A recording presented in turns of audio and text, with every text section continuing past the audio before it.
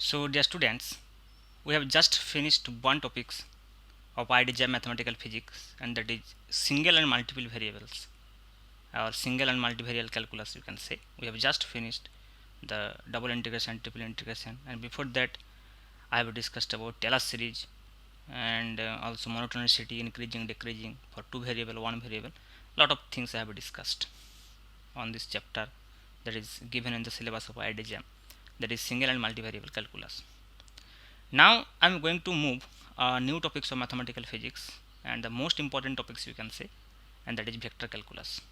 And this is a very important topics not only for IIT JAM but also for JEST, TIFR and NET, GATE. So many competitive exams for these topics is important. Okay, and not only the exam point of view, but if you take it as a mathematical tools, then this is a very powerful mathematical tools for studying electricity and magnetism or electromagnetic theory. You can see electrodynamics, Maxwell's theory, Maxwell's equation involving electrodynamics. So this theory or this mathematical tools is very helpful for understanding of a physicist in many branches. Okay, so at that point of view also this is very important topics. So I'm going to start these topics with the very nice concept of fields, and the field means the scalar as well as the vector fields. So let me first understand what is actually mean by fields. Okay, so you have heard this concept or this word fields from your 10 plus 2 level, that you are more familiar with electric field or gravitational field, something like that, and both the fields are vector fields. But other than this there is scalar field also. So let me discuss one by one and give some example of some particular field. Okay, so what is actually field? Field is nothing but a region of space. Okay, and and that region of space is actually our interest. So there is a source, and associated the source there is a region of space where a particular physical quantity behaves in some particular way on that region of space, and that region of space is called field for this particular source. Okay, so according to the source the name of the field is given, and there are various kinds of fields. So if you take like this a heat bath over here, so if you take a heat bath, okay, then you know around this heat bath the temperatures is different at different point. If you measure the temperature here, you will get a different temperature. So if this is heat bath, this means the heat source actually. So if you measure due to this heat, if you measure temperature here, you will get certain temperature. If you measure here, you will get certain temperature.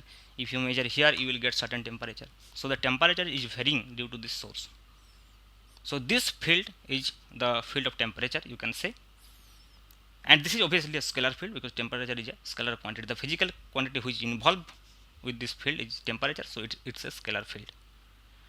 And you can realize from this field that there is no boundary actually, that up to which this field will act or up to which you will get the temperature. Theoretically there is no boundary. This each and every field due to some particular source, it will infinitely extend it. But obviously you will get a effective temperature up to a certain distance experimentally, or if you observed that there is some region of space, the region of space is not infinitely extended experimentally, but mathematically it can be extended infinitely, because there is no boundary. You cannot say that after this point there is no temperature due to this heat bath. There will be some temperature, but that will be negligible. At the same time, if you change this source, okay, suppose if you take that this is just our earth surface, this is our earth.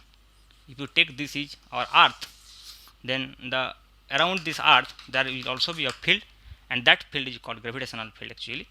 In that case, that is gravitational field. That is gravitational field. So you can realize that according to the source, the region of space is modified in different way.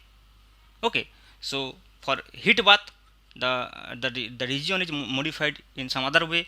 For earth surface, the region involving or contact with this earth surface or near the earth surface is modified in some different way. Similarly, if you put here a charge q0, then it will be modified the surfaces in another way, and it will give some effect, it will show some effects on another charge. Similarly, if you take here a magnetic pole, then it will also give some different kinds of effects.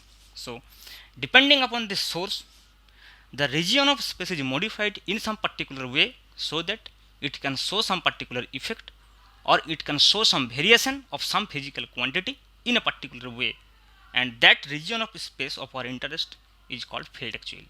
Okay, so it's a very effective concept, it's a very good concept, very important concept to understand some particular phenomena occurred in nature. We will see in the electricity and magnetism in more details about fields and the variations of fields, but here mathematically we will understand actually about field. And so this field is sometimes, you can see, sometimes scalar field, sometimes it will be vector field. Suppose if you talk about the gravitational potential, then it is scalar field. Okay, but if you talk about gravitational field, then it is a vector field. Similarly, for electrostatics case, there is electrostatic potential which is scalar, but the electrostatic field, the electrostatic force, which are vector quantity. Force is acting due to field actually, so this is a vector quantity. So field, the region of space, the field can be of scalar quantity, can be of vector quantity, but it has a variance with respect to the space. So always the field will be a function of xyz, a function of xyz. So maybe it's a vector field, then we will denote it like this, and maybe it's a scalar field, like simply like xyz. And sometimes this vector field can be written in component form also, like f1 I cap and f2 j cap plus f3 k cap, but this f1 f2 f3, the component of this field is also the function of xyz. So here also this f1 will also be the function of xyz. Similarly, f2 will be the function of xyz. Similarly, f3 will also be the function of xyz. Okay, so this is how this field is defined, and we will apply some operation on this field vector f, or sometimes the scalar quantity f, or phi, you can say. If you denote it like f, then you can denote it like phi. So these kinds of notations are used, and the operator that will act on this scalar field or vector field we will discuss one by one from the next class, that is gradient, divergence, curl, etc. And then we will move to the vector integration, that is line integration, surface integration, volume integration, then some vector theorem involving the integration conversion formula, conversion theorem from one integration to another integration, like you can say Green's theorems in plane, Stokes theorem, divergence theorems. So we will study a lot of things in this section, that is vector calculus. Okay, so thank you.